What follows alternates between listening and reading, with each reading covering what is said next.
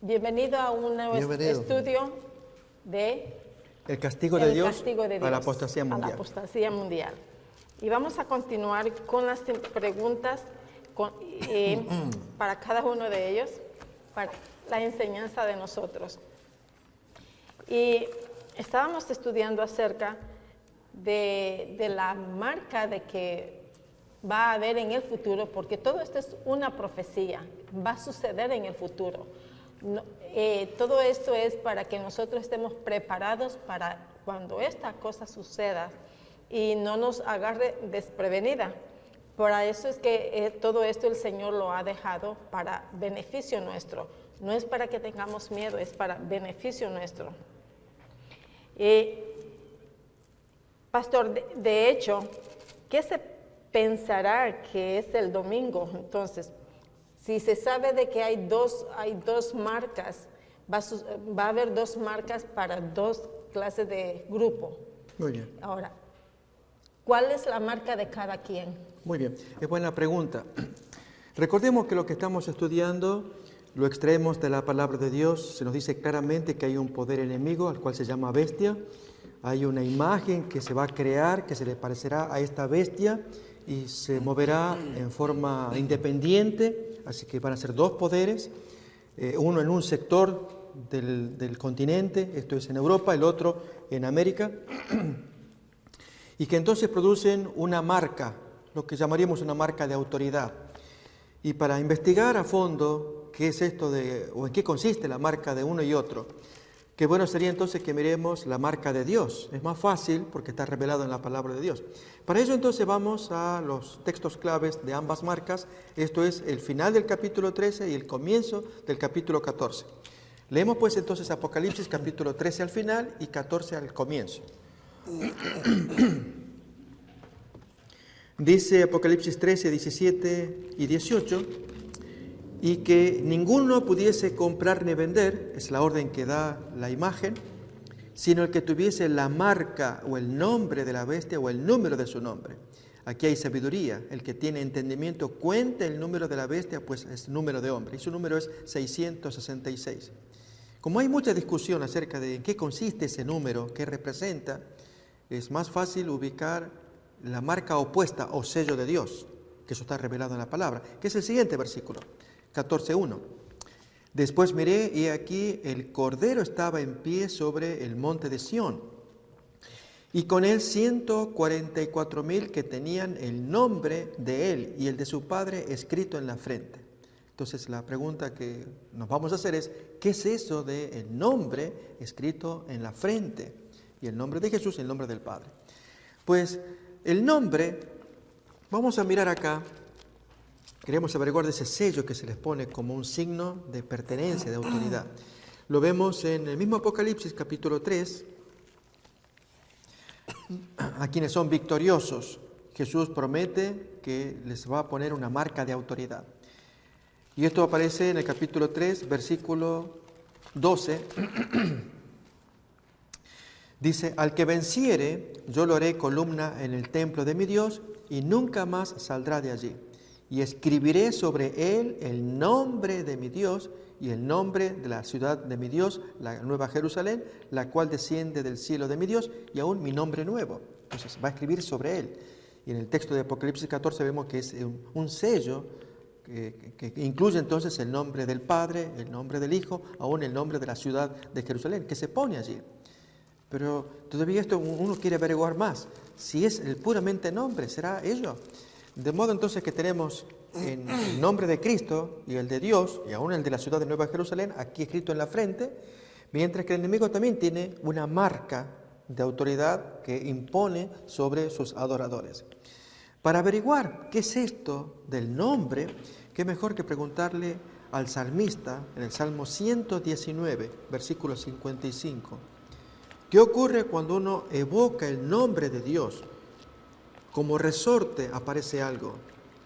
Es lo que cuenta este salmista en el Salmo 119, versículo 55. Apenas pronuncia el nombre de Dios y salta algo. Digo así como resorte. Pues así el texto lo dice. Me acordé en la noche de tu nombre, oh Jehová, y guardé tu ley. Efectivamente, el nombre de Dios se relaciona con la obediencia, con la lealtad al Señor. Fijémonos, miren, voy a invitarles a que busquemos un texto que aparece en el Nuevo Testamento en Timoteo, de la relación que hay entre el nombre que Dios impone en nosotros y la consecuente obediencia o desobediencia. Esto lo vemos en la segunda carta de Timoteo, capítulo 2. Así que ya estamos relacionando que el nombre escrito acá tiene que ver con lealtad a Dios, con la ley de Dios, con obediencia a Dios. Dice acá, segunda de Timoteo, capítulo 2, 19, pero el fundamento de Dios está firme, teniendo este sello. Conoce el Señor a los que son suyos, y apártese de iniquidad todo aquel que invoca el nombre de Cristo. Si está invocando el nombre de Cristo, no puede estar cometiendo pecado o violación a la ley simultáneamente. Apártese. Si se invoca el nombre de Dios en su corazón, sea leal a esa ley. Para que veamos cuán cierto es esto. Como consagrarse, ¿verdad? Como consagrarse, efectivamente. Para que veamos cuán cierto es, vamos a ver la relación que hay entre el nombre de Dios y la ley. Al punto que vamos a descubrir acá que mientras Dios tiene características, ese Dios que está en el cielo, aquí en la tierra hay algo que tiene idénticas características. Vamos a verlo acá en Juan capítulo 17. Juan 17. Jesús, en su oración de intercesión, famosa, preciosa, del capítulo 17, donde Él presenta lo que sería su intercesión por sus discípulos y aún por nosotros, ante el Padre, Jesús enumera dos características del Padre. Esto aparece en el capítulo 17, versículo 11. Ahí aparece una característica, un calificativo que Jesús le adjudica al Padre. Dice, y ya no estoy en el mundo, mas estos están en el mundo, y yo voy a ti. Padre Santo, es la forma en cómo Jesús llama a su Padre, Santo. A los que me has dado, guárdalos en tu nombre. Notamos otra vez, ahí está, en el nombre, al cual se les llama Santo, para que sean uno así como nosotros. Otro calificativo que Jesús le va a dar a su Padre está en el versículo 25. 25 nos va a decir, Padre justo, el mundo no te ha conocido, pero yo te he conocido, y estos han conocido que tú me enviaste. Y 26, y les he dado a conocer tu nombre. ¿Qué nombre es? Justo. Así que notemos cómo el nombre de Dios se conecta con estas características, que Dios es justo, que Dios es santo. Pero hay una tercera característica más, y esta la encontramos en Marcos capítulo 10. Marcos 10. Así que, primeramente, el sello de Dios se fundamenta en un nombre que está acá, que es el nombre de Dios, pero las características que lo trae, estamos mirando que es santo, justo, y una más, una tercera, en Marcos 10, desde el versículo 17. Al salir él para seguir su camino, vino uno corriendo e hincando la rodilla delante de él, le preguntó, Maestro bueno, ¿qué haré para heredar la vida eterna? Y Jesús le dijo, ¿por qué me llamas bueno? Ninguno hay bueno, sino solo uno, Dios. Y entonces ahí Jesús le adjudica al Padre la tercera característica. ¿Cuál es? Que es bueno. En otras palabras, Dios es santo, Dios es justo, Dios es bueno, allá en el cielo. Pero ¿habrá algo en la tierra que sea también santo, justo y bueno? Pues sí, lo hay. Y eso aparece en Romanos, capítulo 7.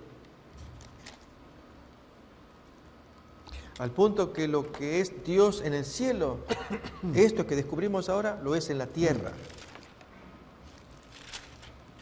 Capítulo 7, versículo 12. De manera que la ley a la verdad es santa y el mandamiento es santo, justo y bueno.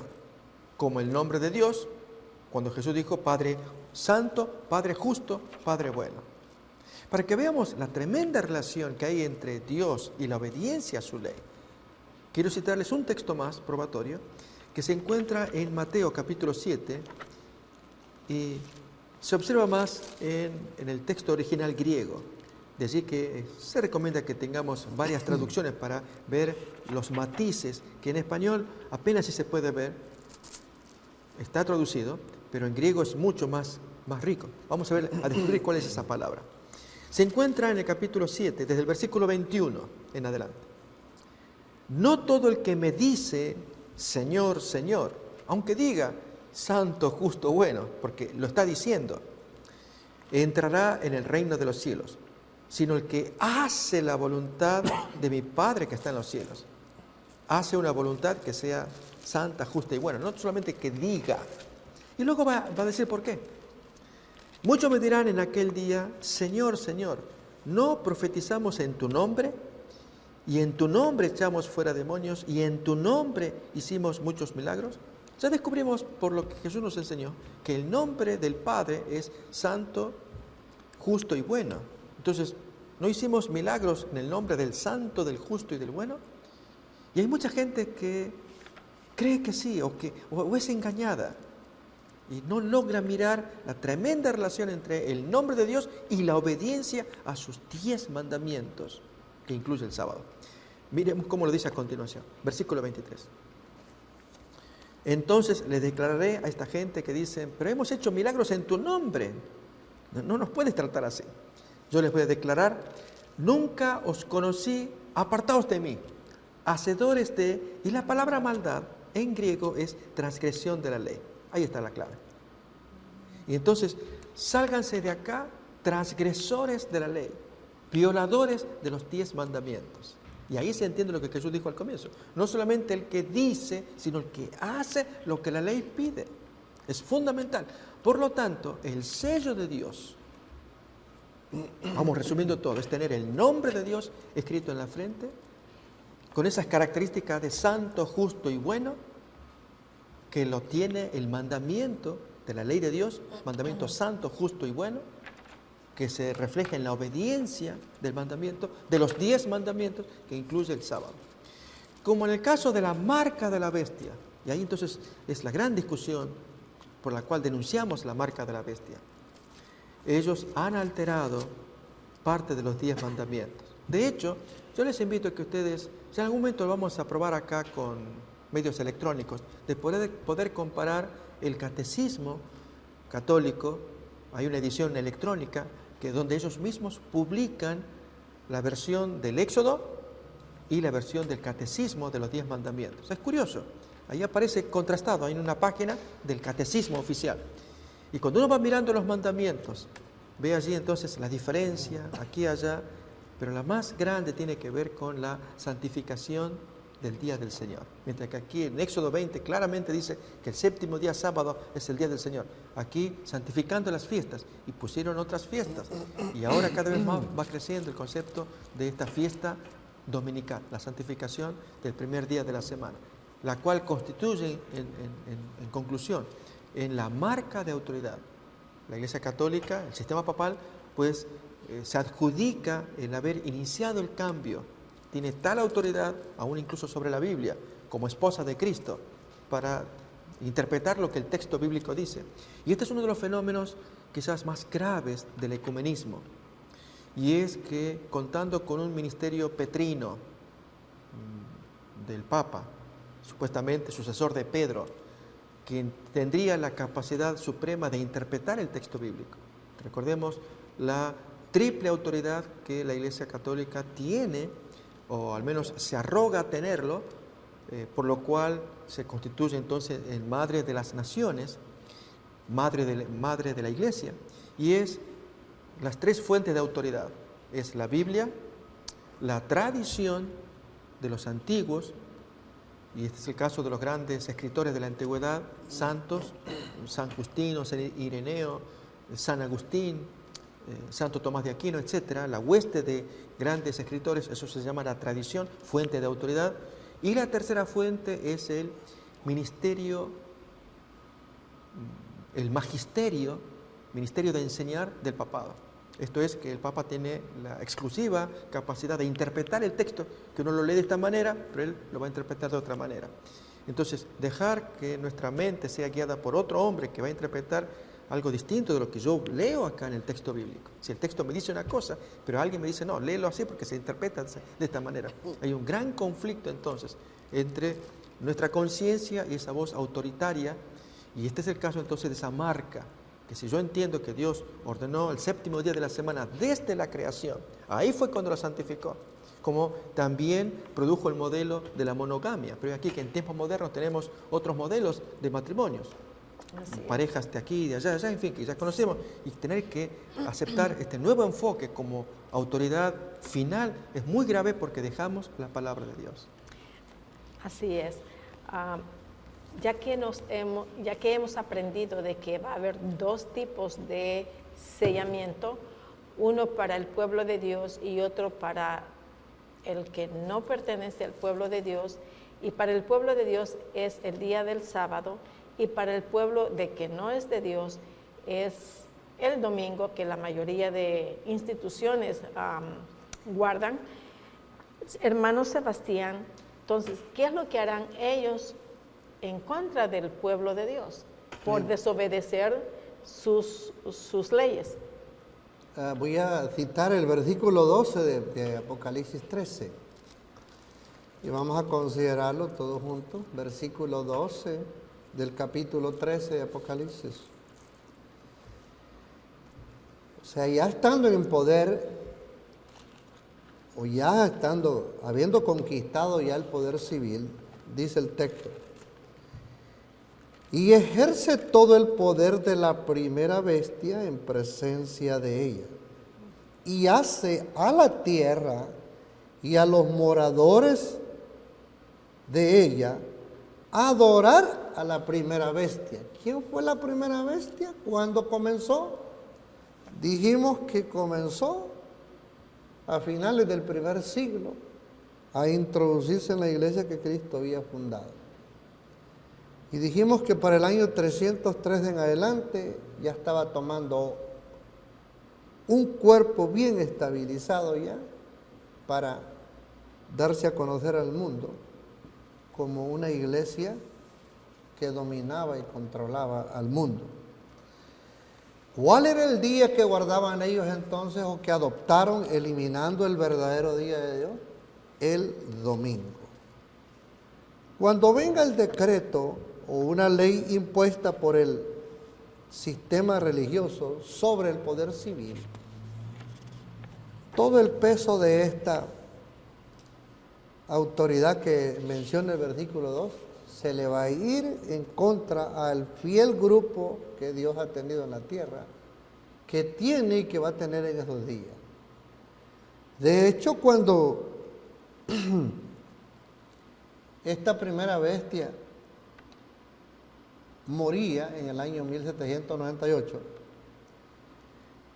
según Apocalipsis 12, versículo 14, si lo miramos un poquito ahí, 12, 14, esto es cuando este poder en el tiempo que tenía dominio completo, que era conocida como esta bestia, dominando al poder civil, dice el versículo 14, cuando la iglesia, el remanente huía, dice, y fueron dadas a la mujer 2 alas de grande águila, para que de la presencia de la serpiente volase.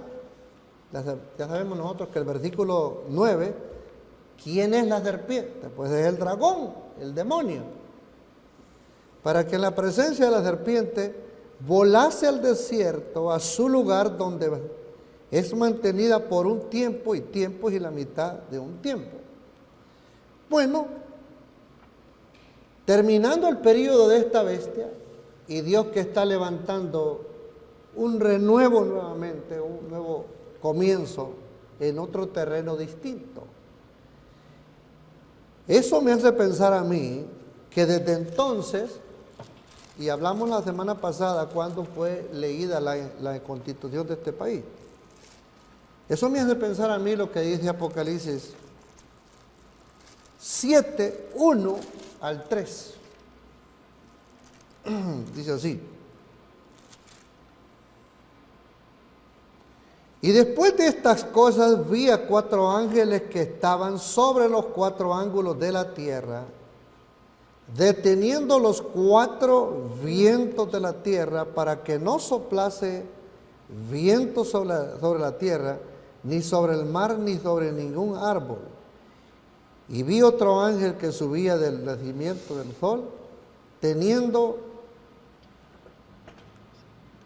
el sello del Dios vivo, y clamó a gran voz a los 4 ángeles, a los cuales era dado hacer daño a la tierra y al mar, diciendo: no le hagáis daño a la tierra, ni al mar, ni a los árboles, hasta que señalemos o sellemos, diría aquí el texto, a los siervos de nuestro Dios en sus frentes, como leyera el pastor, Apocalipsis 14, como un responso al versículo 17 y 18 del capítulo 13. Dios en este tiempo de tregua ha hecho un paréntesis. No ha habido tal persecución como era antes.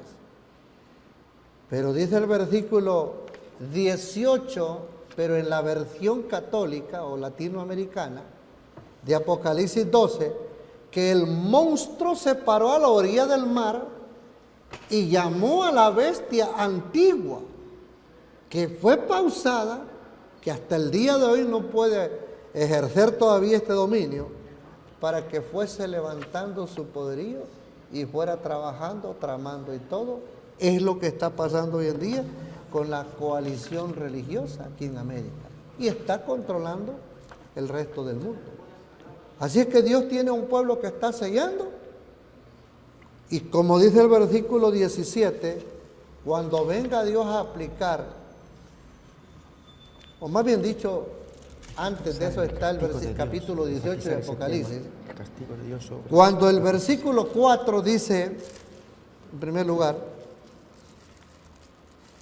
que tiene que haber una provocación.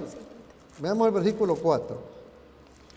Estando en tal situación este pueblo engañado, versículo 4 dice: y oí otra voz del cielo que decía: salid de ella, pueblo mío, para que no seáis participantes de sus pecados y no recibáis de sus plagas. Note usted que este pueblo ha sido engañado desde hace tiempo, y son miles los que han muerto engañados. Yo no sé cómo le vaya a hacer Dios. También hay evangélicos que están enterrando a sus feligreses y todo, creyendo y obedeciendo al domingo. Y sus pastores del púlpito les predican: el día del Señor es el domingo, cuando Roma o la iglesia papal es la que se adjudica que fueron ellos los que cambiaron el sábado por el domingo. Así que los evangélicos están predicándole a sus feligreses, y con una aparente paz los entierran en la tierra creyendo en el domingo, un día que Dios no ha estipulado. Entonces termino citando Apocalipsis 6. Leo un poquito el versículo 12 porque la lectura es grande y el tiempo no tenemos. Dice, versículo 12: y miré cuando él abrió el 6º sello. Está a punto para venir Dios. Está a punto de venir. Y ya hay un pueblo que ya decidió a qué grupo pertenecer.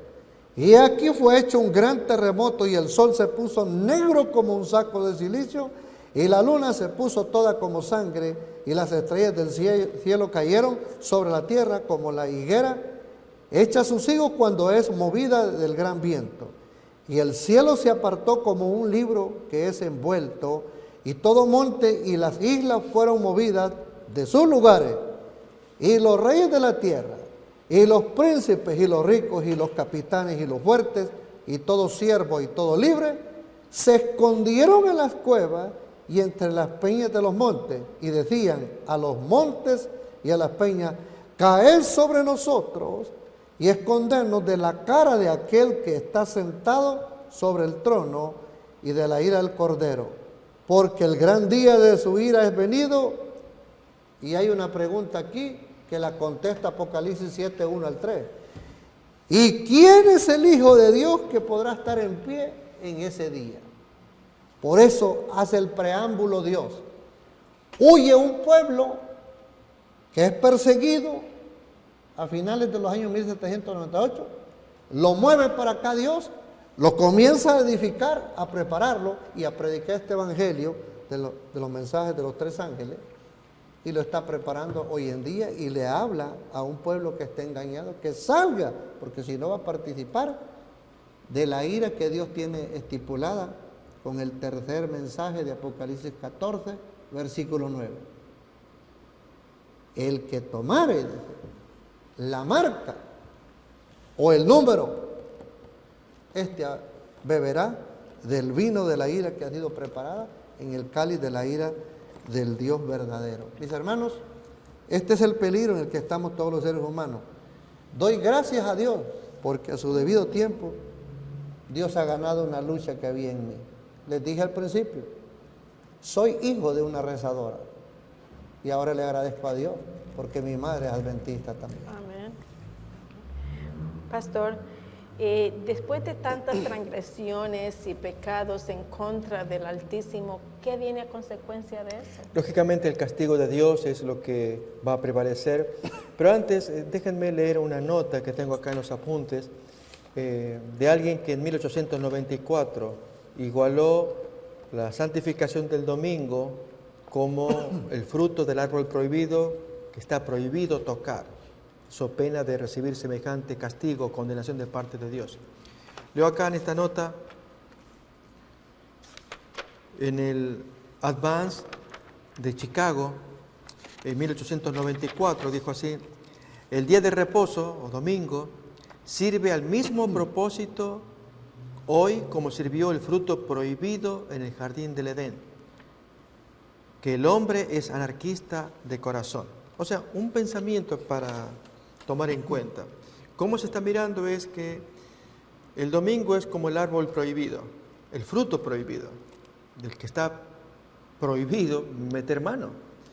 Y por lo tanto, si alguien mete mano en el domingo, violándolo, quitándole su carácter sagrado, está copiando, imitando lo que Eva hizo, de meter la mano en el árbol que no debía meter, el árbol prohibido. Ahora, el punto es igualar la santificación del domingo con el árbol prohibido. Es justo cuando no tenemos la base bíblica para ello. Es lo que está pasando actualmente con el invento de matrimonios y nuevas versiones culturales a los mandatos que Dios ha dado. Y pretender que esta versión nueva matrimonial, la unión de pareja del mismo sexo, como ejemplo, poner que quien atente contra esa nueva unión está violando un mandamiento. Es muy grave. Dios creó mandamientos y ellos son los que Dios pone como modelos, no el hombre, porque cuando el hombre pone mandamientos y luego hace creer al hombre que el transgredirlos es violación de Dios. Es lo que cuenta aquí, aún en el tiempo del Señor, en Marcos capítulo 7, podemos ver un texto, yo les voy a invitar, cómo habían inventado nuevos mandamientos y violarlos, los cuales se incurría en falta delante de Dios. Dios eso lo castiga severamente. Esto lo miramos en Marcos capítulo 7. Y también aparece el concepto de tradición. Es lo que yo dije hace rato acerca de la segunda fuente de autoridad de la Iglesia Católica. Dijimos que era la Biblia, la tradición y el magisterio papal. Son las 3 fuentes de autoridad. En este caso, en el mundo judío existía este segundo elemento de autoridad. Además de la Biblia, que era la ley escrita, estaba la ley oral o tradición de los pastores, ancianos, rabinos de aquel tiempo, que hablaban cosas y se convertían en autoridad. Notemos en el capítulo 7 de Marcos, desde el versículo 1, cuando dice: se juntaron a Jesús los fariseos y algunos de los escribas que habían venido de Jerusalén, los cuales, viendo a algunos de los discípulos de Jesús comer pan con manos inmundas, esto es, no lavadas, los condenaban. Porque los fariseos y todos los judíos, aferrándose a la tradición de los ancianos, si muchas veces no se lavan las manos, no comen. Entonces, ¿qué pasaba con un judío que no lavaba las manos comía? Pues cometía pecado. Es el caso acá de los fariseos acusando a los discípulos de Jesús, que no habiéndose lavado las manos estaban animándose a comer y los condenaban, o sea, cometían pecado y había que ofrecer sacrificio por ello. Un invento de ellos. Y volviendo de la plaza, si no se lavan, no comen. Y otras muchas cosas hay que tomaron para guardar, como los lavamientos de los vasos de beber, de los jarros, de los utensilios de metal y de los lechos.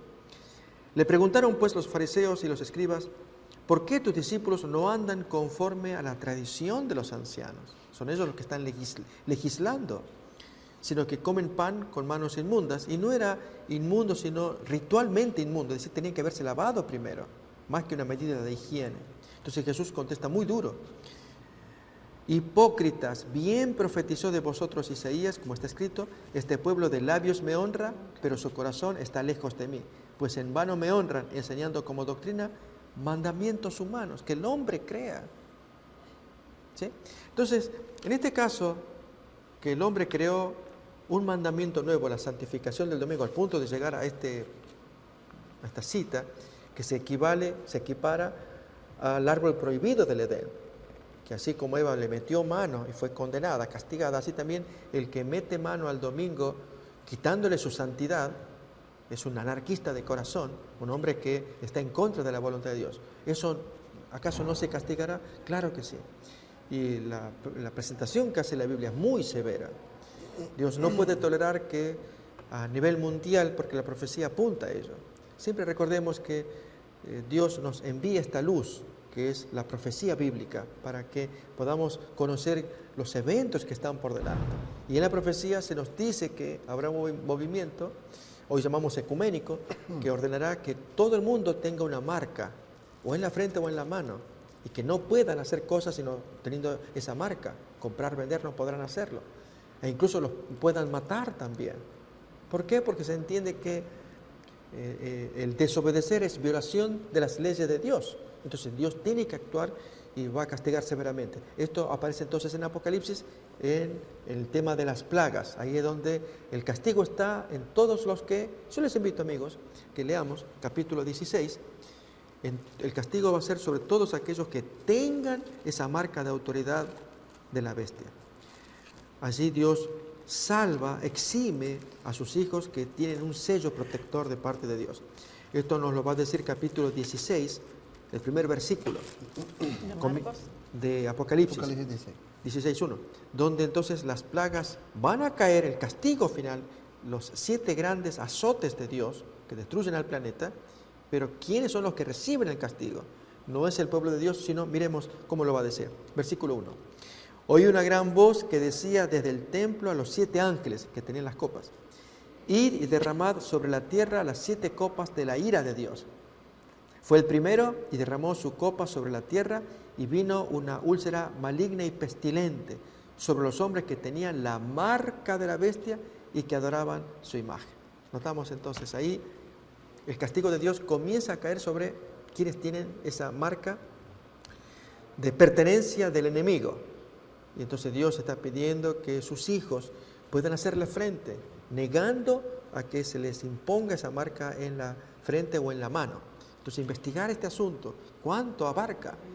Hay quienes nos distraen diciéndonos que se trata de los chips, aún de la barra de alimentos, para un código de barra que hay en todos los alimentos, que ahí estaría supuestamente el 666. En fin, hay diferentes maneras de abordar este asunto, pero lo que importa es identificar la bestia y la marca de autoridad que esa bestia impone contra el mandato de Dios.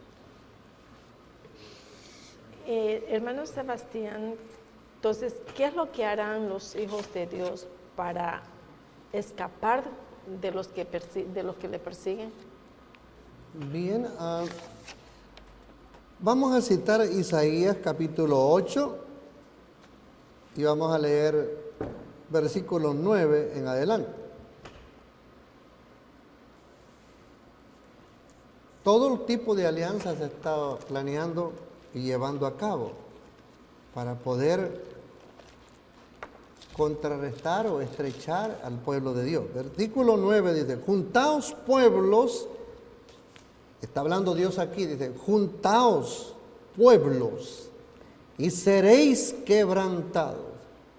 Oíd todos los que sois de lejanas tierras, poneos a punto y seréis quebrantados. Tomad consejo y será deshecho. Preferid palabra y no será firme. Porque Dios con nosotros.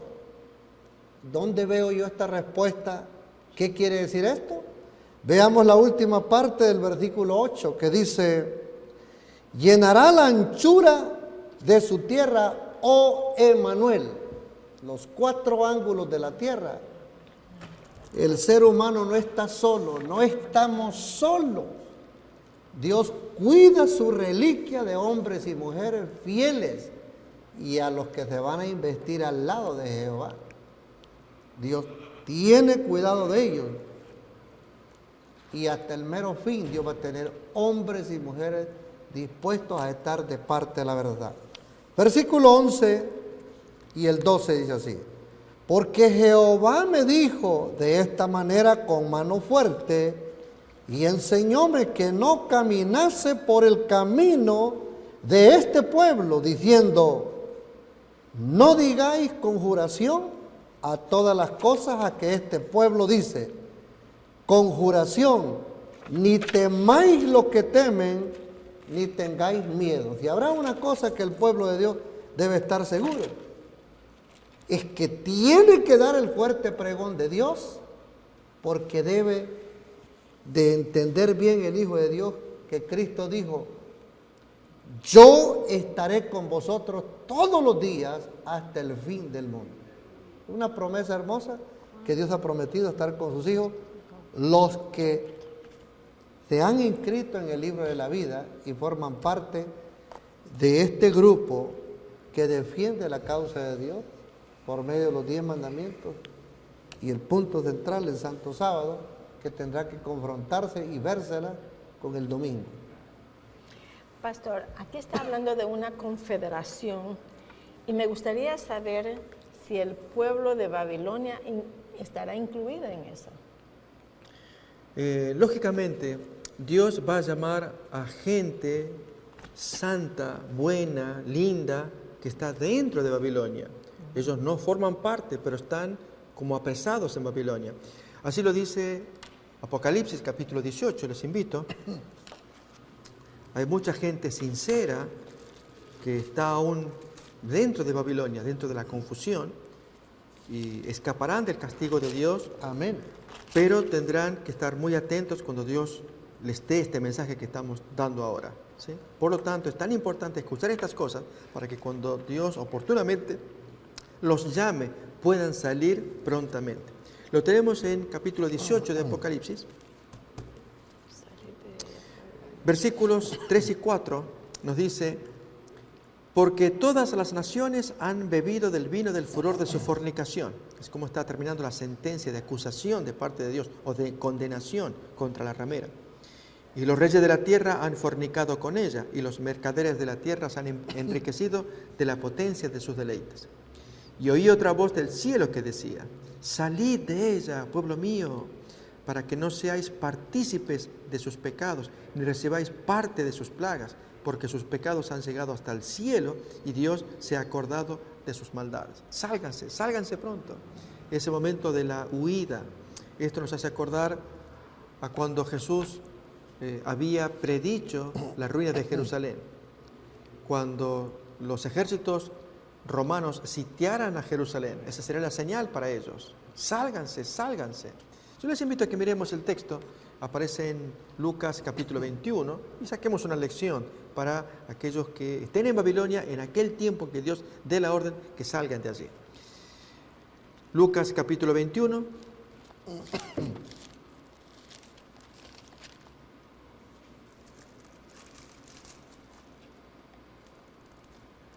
Versículo 20, mientras enumeraba las señales, llega a esta que tiene que ver con la destrucción de Jerusalén. Era una de las señales que anticipaban el fin. 20 en adelante. Pero cuando vierais a Jerusalén rodeada de ejércitos, sabed entonces que su destrucción ha llegado. Esto ocurrió en octubre del año 66. Es curioso porque al estudiar estos elementos arrojan luz también. Quien cuenta de estos detalles es Josefo, Flavio Josefo, historiador judío del primer siglo. E incluso él estuvo presente durante ese asedio, ese sitio. Él estaba de parte de los judíos luchando contra el imperio romano, pero cuando él fue apresado tuvo que pasarse del lado de los romanos e invitar a sus compatriotas a rendirse, y los compatriotas no quisieron. Entonces, esto ocurre en octubre, del año 66 hubo dos momentos del sitio por Sestio Galo. En el primero él sitia y los judíos lo atacan, entonces él tiene que huir, Sestio Galo, pero no era el momento porque fue una huida en sábado. Y Jesús ya les había dicho en Mateo capítulo 24, orad para que vuestra huida no sea en sábado. Y justo se produjo en sábado. Curiosamente, atacaron e inmediatamente volvieron los judíos con una victoria de haber dado bajas a Sestio Galo, que la historia muestra que el hombre no se sabe qué pasó, por lo cual él no controló bien ese sitio. Entonces pasó menos de un mes para noviembre y ocurre el siguiente sitio de Sestio Galo, a una cierta distancia. Y nuevamente, envalentonados los judíos, atacan a Sestio Galo. Y en esa ocasión, que ya no era día sábado, hicieron tantas bajas, destruyeron el ejército de Sestio Galo, que él temió por su vida, logró escapar. Y mientras estaba desguarnecido Jerusalén, ahí fue el tiempo para que se cumpla lo que vamos a leer ahora. Versículo 20 otra vez. Pero cuando viereis a Jerusalén rodeada de ejércitos, sabed entonces que su destrucción ha llegado. Lucas 21, 21 ahora.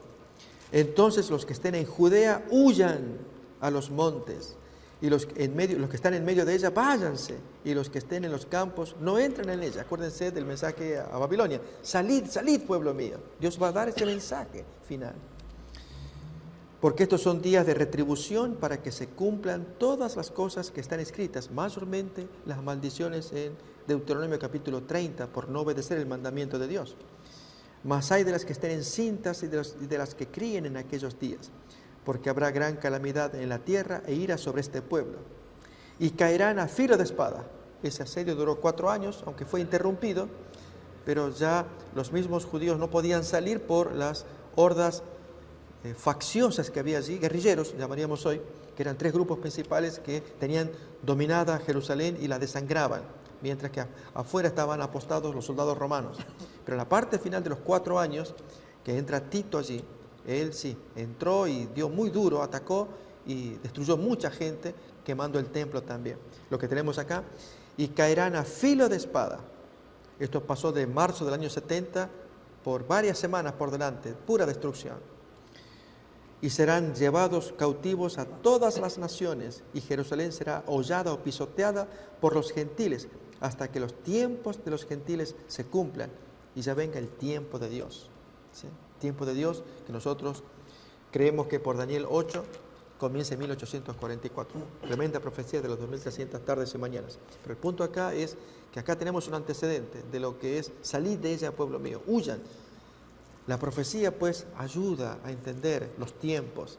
Cuando uno estudia, saber que la Babilonia esta que mucha gente celebra.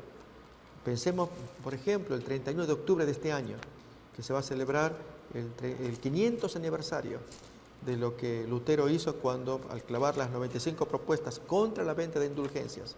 Y a partir de allí hay una separación entre los católicos y esta gente que no acepta la doctrina católica. Con el tiempo se llamarán protestantes. Para esta fecha de octubre, ahora se restablecen relaciones.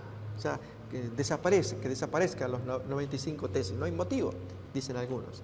Y sin embargo, la profecía nos dice, hay un movimiento acá que se llama Babilonia, donde se unen todos, pero Dios en su momento dirá, salgan, pueblo mío, aquellos que con tiempo se van preparando, y por eso estamos felices que ustedes puedan estar allí del otro lado, escuchando, leyendo los textos bíblicos, meditando, analizando y preparando ese corazón, para que cuando Dios les tenga que decir, salgan también, formen parte del pueblo de Dios, defendiendo su ley. Hermano Sebastián, de acuerdo a la invitación que el Señor les da a este pueblo, ¿qué harán ellos entonces? ¿Escucharán o qué? De acuerdo a la Biblia, ¿qué es lo que nos dice? Viene el versículo 4, yo lo cité de Apocalipsis 18. Si Dios a este pueblo que está engañado, que no ha recibido la luz que Dios espera que ellos reciban, Dios se dirige a ellos a pesar de que ellos estén confundidos. Dios no les ha dado el ultimátum todavía. Versículo 4 dice, oí una voz del cielo, del capítulo 18 de Apocalipsis, versículo 4, y oí una voz del cielo, note de dónde viene la voz, que decía, salid de ella, pueblo mío, para que no seáis participantes de sus pecados y no recibáis de sus plagas, porque sus pecados han llegado hasta el cielo y Dios se ha acordado de sus maldades.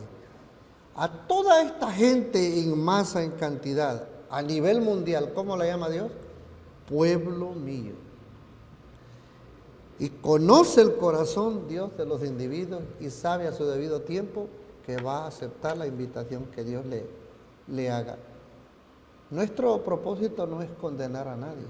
Nuestro propósito es explicar lo que la profecía dice que va a acontecer y cómo Dios piensa arreglarse este problema. No es que nosotros traigamos una sentencia. ¿Quién somos nosotros? Si nosotros somos necesitados, al igual que el televidente que nos está mirando, de que mientras Cristo intercede en el reino de los cielos, acceso tenemos nosotros por medio de Él, confiadamente, como dice el libro de los Hebreos, debemos de llegar confiadamente al trono de la gracia de Dios, porque Cristo es nuestro amparo y es el amparo de ellos también. Amén. Pastor, tengo dos preguntitas para usted. ¿Cuál es el resultado de todo esto y dentro de su engaño, qué es lo que ellos van a declarar? Yo voy a invitar a que leamos un texto del Antiguo Testamento, cómo Dios trata a aquellos que son líderes, pero llevan una conducta personal que ofende a Dios. Bueno, de eso se trata Babilonia. Recordemos que es la obra maestra de Satanás en el tiempo final. Poder unir a un mundo, llamamos apostasía mundial. Un mundo que, creyendo que está obedeciendo a Dios, está siendo llevado por líderes que reúnen las condiciones de Satanás. ¿Cuáles son? Voy a invitar a que miremos Ezequiel capítulo 22, versículo 26. Y lógicamente Dios tiene que actuar. No puede aceptar este tipo de adoración mundial cuando hay elementos como los que vamos a mirar a continuación. 22, 26 de Ezequiel.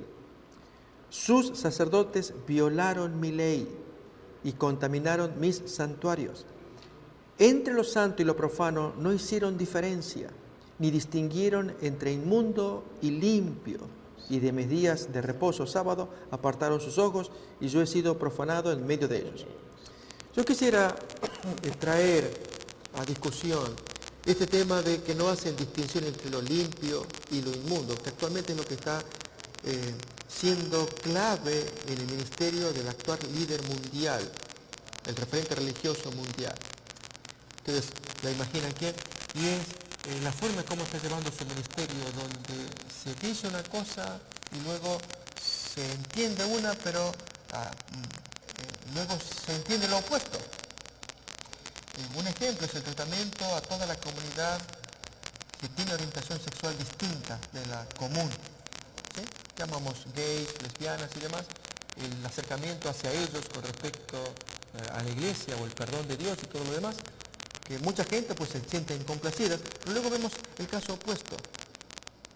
Y cuando empezamos en las acusaciones que hay sobre temas de sexualidad, de violaciones a la ley sexual, por parte de sus líderes también. Y allí entonces uno no ve claro cómo se debe tratar esto. Se habla de tolerancia cero y pareciera que no la hay. Entonces se cumple el texto que estamos leyendo acá. Hay una confusión entre lo santo y lo profano. Y Dios eso no lo puede aceptar. En su ley Él reveló cuál es su voluntad. Si el mandamiento dice claramente esto y lo otro, pues uno lo estudia. Al contrario, Jesús enfatizó la fuerza del mandamiento cuando en Mateo 5 Él dijo, oíste que fue dicho, no matarás, pero yo te digo. Entonces Él exaltó el mandamiento cuando enumera que es mucho más que tomar un arma y matar a alguien. Ofender al prójimo, decirle necio, estúpido, ya es violar ese mandamiento en la percepción de Jesús. Eso está en Mateo 5.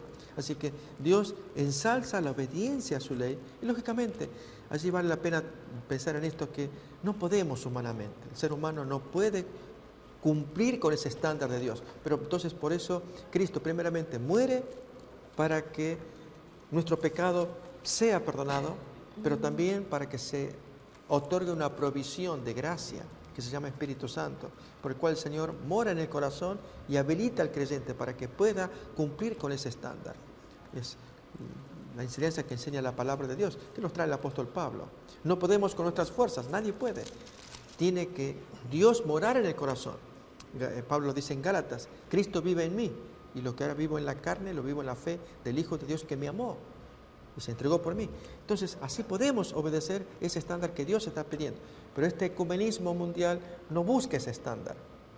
Hay una mezcla entre lo bueno y lo malo, entre lo limpio y lo inmundo, y eso es una característica importante, y acá vemos Dios la desecha en el caso de los líderes. Hermano Sebastián, en 3 minutos, ¿cuál será el resultado final de toda esta inequidad? Bien, voy a leerle mejor 2 Tesalonicenses 2, versículo 9 en adelante, dice aquí. Versículo 8. Y entonces será manifestado aquel inicuo, a cual el Señor matará con el espíritu de su boca y destruirá con el resplandor de su venida. Aquel inicuo cuyo advenimiento es según operación de Satanás, con gran potencia y señales y milagros mentirosos y con todo engaño de iniquidad en los que perecen, por cuanto no recibieron el amor de la verdad para que fuesen salvos. Por tanto, pues, les envía Dios operación de error para que crean a la mentira, para que sean condenados todos los que no creyeron a la verdad, antes consintieron a la iniquidad o a la mentira. Qué triste fin, después de haber expuesto tantos textos bíblicos aquí, durante muchas épocas, en diferentes tiempos, los hijos de Dios, predicando de este asunto, versus el otro. El sábado, el domingo en contra del sábado. Y el Señor dice que no tolerará más su tiempo. De hecho, en el libro de Romanos dice que hay un texto que dice que el tiempo de Dios no será más. Dios tiene un límite y Dios desea llamarnos a todos al arrepentimiento. Y para todos hay salvación disponible. Amén. Amén. Gracias, queridos hermanos, por permitirnos entrar en sus casas. Les agradecemos Amén. mucho. Gracias, pastor. Amén. Amén. Gracias, hermano, por Un estar placer, aquí hermano. Mis y hermanos enseñarnos también. a todos Dios les bendiga. acerca de este evento próximo a suceder. Que tengan un bonito fin de semana, un hermoso sábado, que el Señor los bendiga y nos vemos en la próxima. Amén. Amén. Amén.